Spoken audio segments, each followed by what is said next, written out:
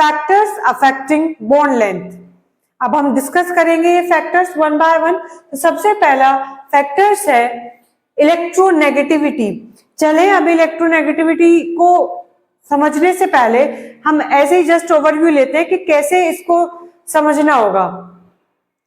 अगर किसी एटम की इलेक्ट्रोनेगेटिविटी ज्यादा है, जैसे मैं कंपेयर करूं फ्लोरीन, क्लोरीन, ब्रोमीन, आयोडीन, तो इसमें फ्लोरीन की जो है सबसे ज्यादा इलेक्ट्रोनेगेटिविटी है, मैक्सिमम इलेक्ट्रोनेगेटिविटी।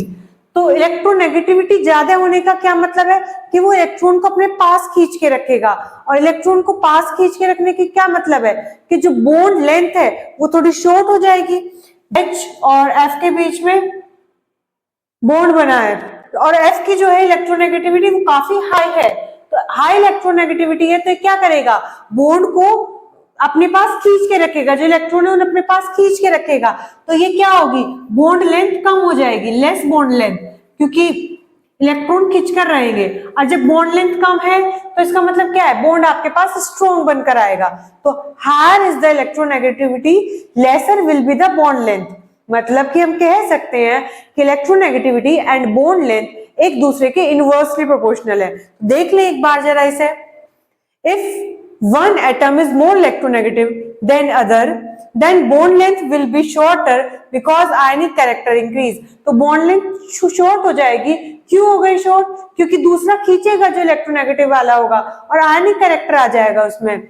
जैसे इन्होंने एग्जाम्पल भी लिया है कि HF, HCl, HBr, HI जो सारे लिए हैं, इनमें अगर हम कंपेयर करें कि F इज मोर इलेक्ट्रोनेगेटिव, ज्यादा इलेक्ट्रोनेगेटिव होने की वजह से HF molecule has shorter bond length, इसकी छोटी बॉन्ड लेंथ होगी। तो किसने करा दी इसकी बॉन्ड लेंथ को छोटा, किसने कराया, फ्लोरीन ने। क्यों? क्योंकि वो ज्यादा इलेक्ट्रोनेगेटिव है, इलेक्ट्रॉन्स को अपने पास खींच के रखेगा। कौन से इलेक्ट्रॉन, जो शेयर्ड वाले हैं बॉन्ड लेंथ में। ठीक है, समझ आ गया होगा सभी को ये फैक्टर्स इलेक्ट्रोनेगेटिविटी का कि इनवर्सली प्रोपोर्शनल आया।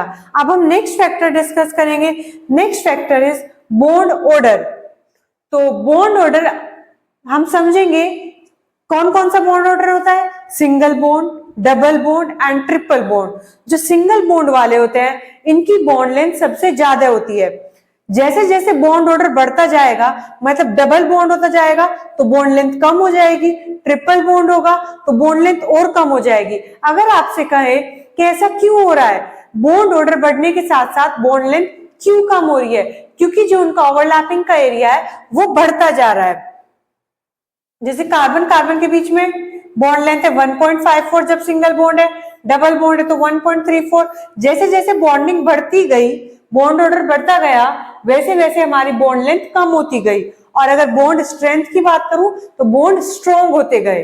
ठीक है, एज बॉन्ड ऑर्डर इंक्रीज, तो हम कह सकते हैं कि बॉन्ड ऑर्डर भी इनवर्सली प्रोपोर्शनल है बॉन्ड लेंथ के। As bond order increase, maximum overlapping of atomic orbitals, जैसे जैसे बॉन्ड ऑर्डर बढ़ेगा इस वाले केस में ज्यादा ओवरलैपिंग होगी। ज्यादा ओवरलैपिंग करेंगे तो क्या होगा, ज्यादा यहाँ एरिया आएगा तो बॉन्ड स्ट्रॉन्ग बनेंगे। तो maximum overlapping of atomic orbitals take place, so bond length decrease. तो वो ज्यादा एक दूसरे के पास ओवरलैप करेंगे तो बॉन्ड लेंथ कम हो जाएगी, ओवरलैपिंग एरिया ज्यादा हो जाएगा। तो बॉन्ड लेंथ इनवर्स प्रोपोर्शनल आएगा हमारे पास बॉन्ड ऑर्डर के। ठीक है, आगे नेक्स्ट फैक्टर डिस्कस करते हैं हम। नेक्स्ट फैक्टर है हाइब्रिडाइजेशन या फिर एस कैरेक्टर। अभी आप इसको समझने के लिए जरा एक एग्जांपल लो कि हमारे पास है carbon carbon single bond, carbon carbon double bond और कार्बन कार्बन ट्रिपल बॉन्ड। तो जो सिंगल वाले होते हैं इसमें जो कार्बन होता है वो sp3 हाइब्रिडाइज्ड होता है, इसमें कितना होता है sp2 हाइब्रिडाइज्ड और इसमें क्या होता है sp हाइब्रिडाइज्ड। तो अगर मैं इनमें पूछूं कि एस कैरेक्टर कितना है, तो इस वाले में आपको टोटल कैरेक्टर 4 में बांटना है, 3 ये 1 ये, तो 4 में बांटना है तो इसमें एस कैरेक्टर कितना होगा 25%, एस में यहाँ 25%, यहाँ पे 3 में बांटना है तो 33.3% एस कैरेक्टर और यहाँ पे बस 2 में बांटना है तो 50%। इतनी बात आपको समझ में आ गई कि किस तरह से जहां पे वर्ड दिया है ना एस कैरेक्टर और हाइब्रिडाइजेशन और एस कैरेक्टर कैसे एक दूसरे पर डिपेंड है, समझ आ गया कि सिंगल बॉन्ड है sp3 तो 25% एस कैरेक्टर, डबल बॉन्ड है sp2 hybridised 33% s character, triple bond है sp हाइब्रिडाइज्ड तो 50% एस कैरेक्टर। तो दोनों सेम ही बात हो गई है। तो अब हम यहाँ देखेंगे जरा, अब आपको इतना पता है कि नीचे को चलते हुए जो बॉन्ड लेंथ है वो कम हो रही है, ट्रिपल बॉन्ड की कम होती है और सिंगल बॉन्ड की ज्यादा होती है। तो हम कह देंगे जैसे जैसे एस कैरेक्टर बढ़ता जा रहा है वैसे वैसे हमारी बॉन्ड लेंथ कम होती जा रही है। यही तो हो रहा है, एस कैरेक्टर इसमें सबसे ज्यादा है, 50% है, तो एस कैरेक्टर सबसे ज्यादा है, तो इसकी जो बॉन्ड लेंथ है ट्रिपल बॉन्ड वाले की वो इन सब में सबसे कम है। तो यहाँ पे भी क्या कंक्लूजन आया हमारे पास कि जो बॉन्ड लेंथ होगी वो एस कैरेक्टर के इनवर्सली प्रोपोर्शनल होगी। ठीक है, देख लेते हैं। Bond length is also affected by hybridization on two atoms in which bonds is formed. ये डिपेंड करती है कि किन किन एटम्स के बीच में हाइब्रिडाइजेशन हुई है, उस पर भी डिपेंड करती है। As S character decreases, जैसे जैसे S कैरेक्टर कम होता जाएगा बॉन्ड लेंथ इंक्रीजेज। यहाँ पे S कैरेक्टर कम है तो बॉन्ड लेंथ ज्यादा है।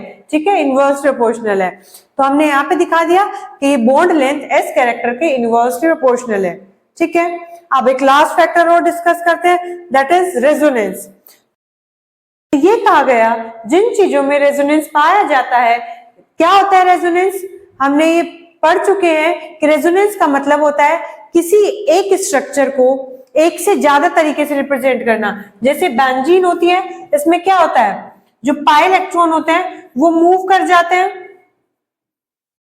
मूव कर रहे हैं ना, तो ये क्या हो रहा है, रेजोनेंस हो रहा है। तो रेजोनेंस हो गया। तो कहीं पे अगर रेजोनेंस हो रहा है इस तरह से, अगर पाई इलेक्ट्रॉन घूम रहे हैं, तो जहां पर रेजोनेंस पॉसिबल होगा वहां पे हम कह देंगे कि जो बॉन्ड लेंथ है वो थोड़ी शॉर्ट हो जाती है एज कंपेयर टू जहां पर रेजोनेंस ना होता। ठीक है, देखो जरा, if in any compound delocalisation of pi electron is possible then bond length become shorter. अगर कहीं पे डीलोकलाइजेशन हो रहा है पाई इलेक्ट्रॉन का, पाई इलेक्ट्रॉन घूम रहे हैं, मतलब कि रेजोनेंस हो रहा है, तो उस केस में जो बॉन्ड लेंथ होगी वो थोड़ी छोटी हो जाएगी। ठीक है, यहाँ पे भी दिखा दिया है कि यहाँ पे ये रेजोनेंस करके दिखाया, और जो यहाँ बॉन्ड लेंथ है वो लगभग इतनी होगी। क्लियर हो गया होगा, ये हमने डिस्कस कर लिया factors affecting bond length. Okay.